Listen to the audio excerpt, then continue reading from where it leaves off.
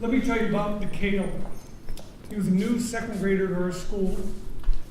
Came in at about a reading level of a 4 or 5 year old. He was a tough kid. He was hard-nosed. His mom was the same. He had a 4-year-old sister in the K4 room, and there was no dad. He would come to school, and he'd kind of participate a little. Then he'd fall asleep because he couldn't do anything. And every day we'd wake him up. He'd do a few things, but as the year went along, he got more and more frustrated, and after he'd wake up, he became a runner. He'd be found in the library. Teachers would go after him. He'd run away from them to the other side of the building. He got on tables once in a while. He could do flips off of them and take off running again. He was a good athlete, and he really was a hard worker, but not in the classroom. And we were one of the first 2 pilot schools for TRI, and they came to us and they said, we're going to train you in TRI. And we were all like, oh great.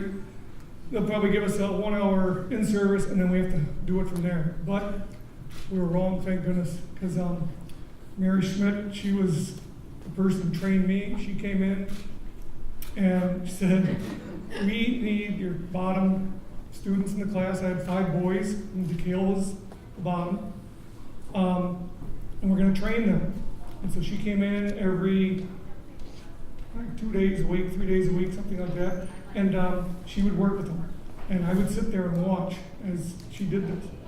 And it was really hard. I was scared to teach this because I thought there's no way I can do this. She was training them, and I was supposed to be getting trained at the same time.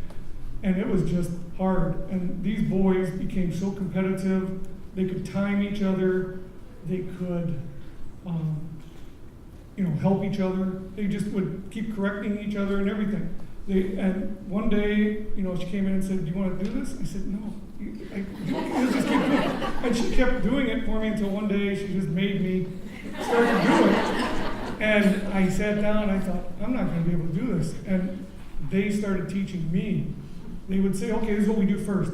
They'd grab the timer, they'd time each other, then we'd go on to the next one. We would do vowel sounds, so, short vowels, long vowels, and then we would do blends. Then we would do sight words. Then we would do say and spell. And then we would do, break up the word into sounds, like at, cat, at, and they could see each dot under it so they could read it. And back to DeKale, when at the beginning of the year, when I would call on him to read, I would read every word and he would repeat every word I said. That's the way he would read in social studies or science, whatever. 9 weeks to go in the school year, DeKale's raising his hand, wanting to read. The whole class got quiet because he was reading, and they remembered he couldn't read, and they just listened to him. It was slow, but he would read. By the end of the year, he was about 1st grade reading level, so he'd come up quite a bit.